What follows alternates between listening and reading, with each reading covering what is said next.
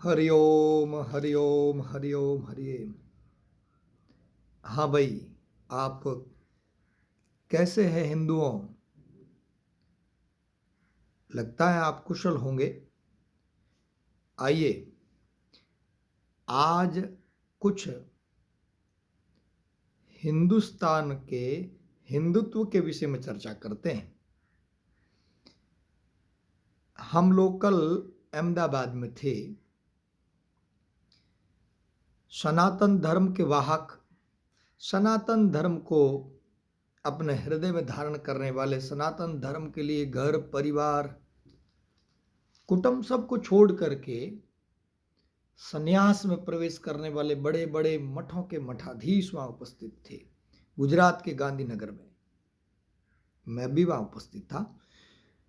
तो वहां पत्रकार वार्ता चल रही थी। एक मिशन, एक कार्यक्रम लेकर के चल रहे हैं हिंदूवादी, सनातन धर्म को हृदय में बसाने वाले डीजी वंजारा साहब, जो संतों के अनन्य भक्त हैं, अपने हिंदुत्व के लिए, अपने धर्म के लिए, अपने गोमाता के लिए सदा तत्पर, इस समय भी तत्पर रहते हैं। उनकी कॉन्फ्रेंस थी। तो पत्रकार बंधुओं ने कुछ प्रश्न पूछे। जो 23 तारीख को होने जा रहा है धर्म सत्ता कार्यक्रम होने जा रहा है, उस कार्यक्रम के विषय में प्रश्न पूछे गए। कार्यक्रम करवा रहा है गुरु वंदना मंच। उसमें गुरु लोग, महापुरुष उपस्थित थे। तो पत्रकार बंधुओं ने प्रश्न पूछे कि संतों के साथ में इशारा करते हुए कि आप संत सब इकट्ठे हुए हैं, क्या कैसे आप धर्म सत्ता लाएंगे? तो मैं धर्म सत्ता कैसे लाएंगे, कैसी होनी चाहिए, उसके विषय में कुछ चर्चा करने के लिए आया हूं आज। धर्म सत्ता लाएंगे हम वो वीर भूमि राजस्थान, महाराणा प्रताप की वीर भूमि राजस्थान, मीरा की भूमि, कर्मा की भूमि, मलिनाथ जी की भूमि, बाबूजी राठौड़ की भूमि, राव रिडमल सिंह जी की पवित्र भूमि, गोगा जी चौहान की पवित्र भूमि और तेजा जी राठौड़ की पवित्र भूमि। कितने अनन्य अनन्य असंख्य वीरों की वह भूमि। संतों की बात करें वर्तमान के, राजा राम जी महाराज की भूमि, खेताराम जी महाराज की भूमि, लिखमा राम जी महाराज की भूमि। किस किस महापुरुष का नाम लें हम? ऐसे ऐसे महापुरुष, नाथ संप्रदाय के नाथ जी महाराज की भूमि, जालोरी के पीर, और मैं एक एक महापुरुष का नाम लूं, सुखराम दास जी की जन्मभूमि, उस राजस्थान की भूमि पर जो देश के लिए, उस मिट्टी के लिए, एक एक कण के लिए मर मिटने की सौगंध खाते हैं कि सबसे पहले मैं बलिदान दूंगा, मैं वीर गति को प्राप्त होऊंगा इस धरती के लिए। उस धरती पर, उसी राजस्थान की राजधानी में, जयपुर में, एक 52 साल का नाबालिग खड़ा होकर के हिंदुओं के बीच में, 10 से 15 हजार हिंदुओं के बीच में खड़ा होकर के नाबालिग, कल का लड़का, 10,000 20,000 से नहीं, लाखों वर्ष से चली आ रही परंपरा के तहत संतों को ये डेफिनेशन बताने लगा कि हम हिंदुस्तान से, भारत से हिंदुत्ववादियों को बाहर उखाड़ कर फेंकेंगे। ये धमकी दी है नाबालिग ने, जो 53 साल या 52 साल के हैं महोदय जी। उनके सामने ऐसे ऐसे कायर लोग बैठे थे जिसमें महाराणा प्रताप के वंशज होंगे, लेकिन वो भूल गए क्या, हम सभी उनके वंशज हैं। मीराबाई की धरती, मीराबाई को मानने वाले बैठे थे, रामसा पीर को मानने वाले बैठे थे, गौ माता के लिए मर मिटने वाले, सौगंध खाने वाले बैठे थे। और उसने कहा कि हम हिंदुस्तान से हिंदुत्व को बाहर निकालेंगे, और सबने तालियां बजाई। मुझे लगता है कि उन लोगों को पता नहीं चला कि हिंदुत्व क्या है और हिंदू क्या है। हिंदू वो जो महाराणा प्रताप लड़ रहे थे, तो हिंदू वे अपने जानकारी न होने के कारण, या कमजोर होने के कारण, या एकाकी होने के कारण, या किसी को मदद नहीं मिलने के कारण कहीं कहीं छुप रहे थे, अपना धर्म परिवर्तन ना हो जाए, या धर्म परिवर्तन कर रहे थे, या कुछ न कुछ चीजों से डर रहे थे, और महाराणा प्रताप को कह रहे थे कि आप युद्ध करिए, हम युद्ध नहीं कर सकते, हम कमजोर हैं। वो हिंदू, और कह रहे थे कि शांति में सार है, वो हिंदू। और हिंदुत्व वो जो महाराणा प्रताप के साथ में महाराणा की तलवार गरज रही थी और एक एक मुगलों को गाजर मूली की तरह काट रहा था, वो हिंदुत्व। हिंदुत्व वो जो छत्रपति शिवाजी महाराज के साथ में हिंदू थे, परंतु विरोध नहीं कर रहे थे। उन लोगों ने राज दे दिया, कुछ हड्डियां डाल दी, वो चूस रहे थे बैठ करके। कुछ लोग, हमें राज मिल गया, हमें क्या लेना देना, हमारा व्यवसाय चल रहा है, हमें क्या लेना देना हिंदुत्व के लिए। वो हिंदू भूला हुआ। लेकिन हिंदुत्व वो जो छत्रपति शिवाजी महाराज के साथ में तलवारें लेकर के निकल पड़ा था हिंदू स्वराज्य करने के लिए, वो हिंदुत्व। हिंदुत्व वो आज जिस मंच पर हम बैठे थे, और पत्रकार बंधु यदि मेरी बात सुन रहे तो हिंदुत्व वो जो सामने हमारे बैठे थे, वो हिंदू ये प्रश्न कर रहे थे, वो हिंदू। और जो मंच पर आदि गुरु शंकराचार्य भगवान की जो सेना बैठी थी, नागा सन्यासी बैठे थे, मठों के मठाधीश बैठे थे, जिन्होंने अपना घर परिवार त्याग करके सनातन धर्म के लिए प्रतिबद्ध हो गए, संकल्पित हो गए, हिंदुत्व वो। अब मैं आता हूं कि किस हिंदुत्व को बाहर निकालने की बात कर रहे थे। वो महाराणा प्रताप के हिंदुत्व को बाहर निकाल फेंकने की बात कर रहे थे, वो छत्रपति शिवाजी महाराज के हिंदुत्व को बाहर निकाल कर फेंकने की बात कर रहे थे, वो 8वीं शताब्दी वाले आदि गुरु शंकराचार्य भगवान के हिंदुत्व को बाहर निकाल करके बाहर फेंकने की बात कर रहे थे, मठ मंदिरों में बैठ करके।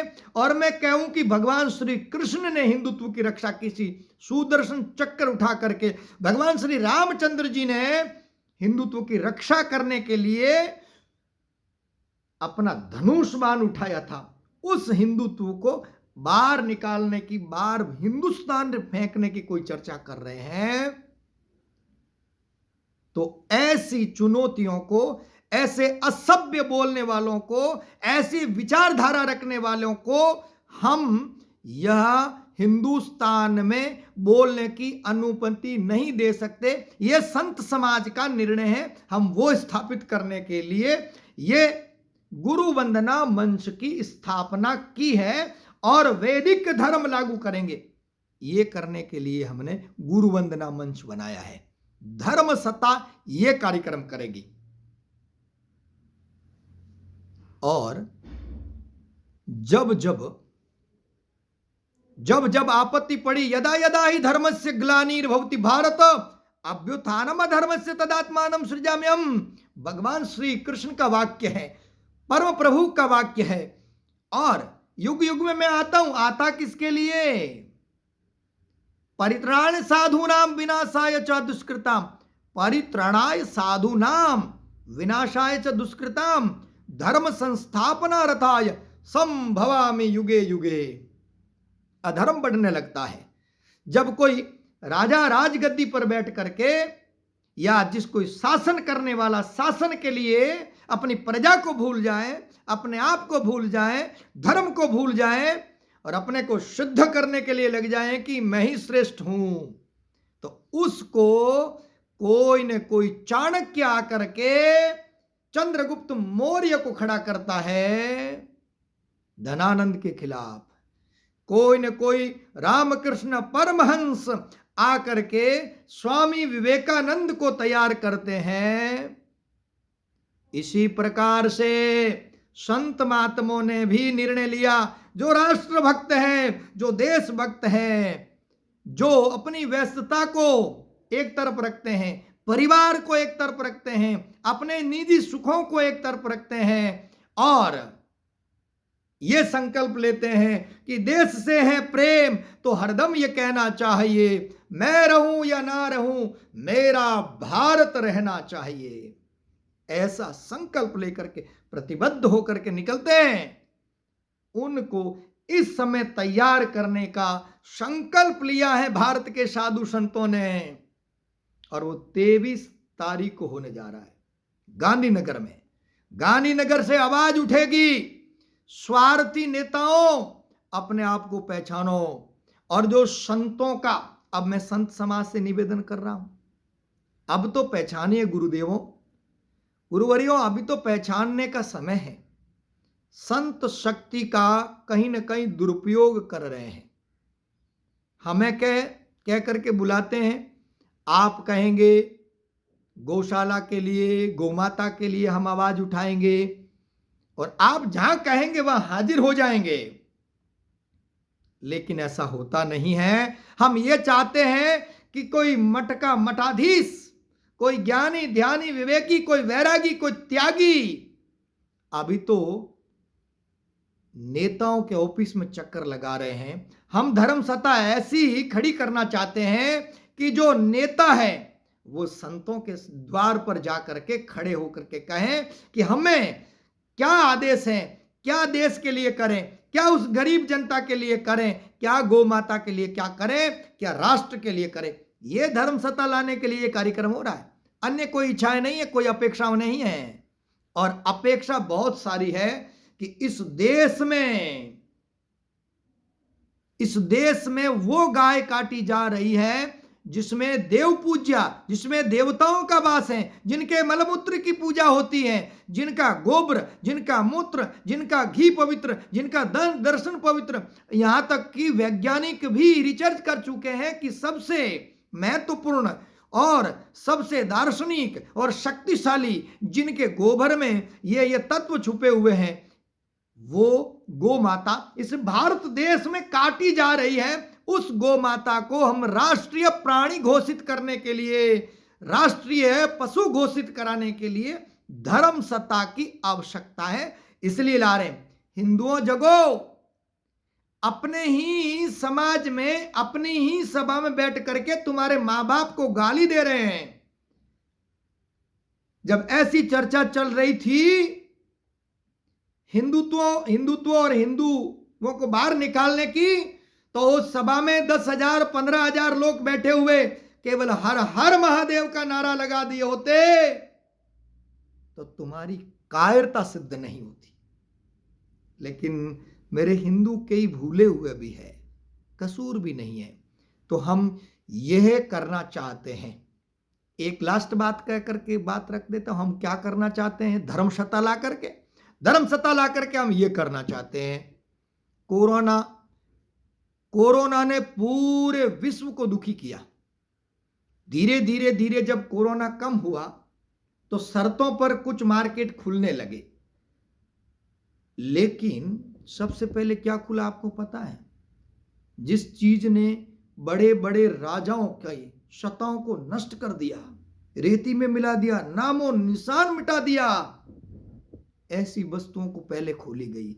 और जिन देवालयों पर, जिन मंदिरों पर जो हजारों साल पुराने हैं, जहां ऋषि महात्मा बैठ करके पूरे संसार के लिए यौगिक तरंगे पैदा करते थे, मठों में इतना धन संगठित करके गरीबों के लिए, समाज के लिए अलग अलग करते थे और समाज का उदर पोषण होता था।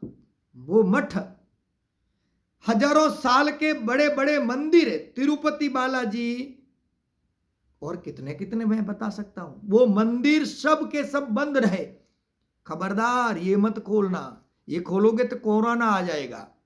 यहां भीड़ दर्शन करने के लिए आएंगे तो कोरोना आ जाएगा। लेकिन सबसे पहले दारू के ठेके खोल दिए गए। जिन शराब की, मदिराओं की वजह से देवताओं की बुद्धि भ्रष्ट हो गई थी, वो शराब की दुकानें खोल दी गई थी। हम वो शासन उखाड़ करके फेंकना चाहते हैं जो मंदिर में बैठ करके साधना करते हैं। उस मंदिरों को तो बंद कर दिया गया कि यहां कोरोना आएगा। शराब की दुकानों पर 2-2, 4-4 किलोमीटर बड़ी बड़ी लाइन थी, वहां कोरोना क्या कहीं गांव गया हुआ था क्या? हम उस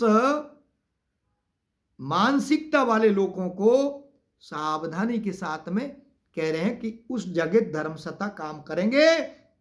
शराब, मदिरा बड़े बड़ों की बुद्धि, मति, परिवार नष्ट करता है। और मंदिर में बैठ करके यदि तुम प्रार्थना करते, ईश्वर से प्रार्थना करते, तो तुम्हारा कोरोना नाम का ये राक्षस ही चला जाता। लेकिन ये उल्टी तो चल रही है गंगा, इसको हम सीधा करेंगे।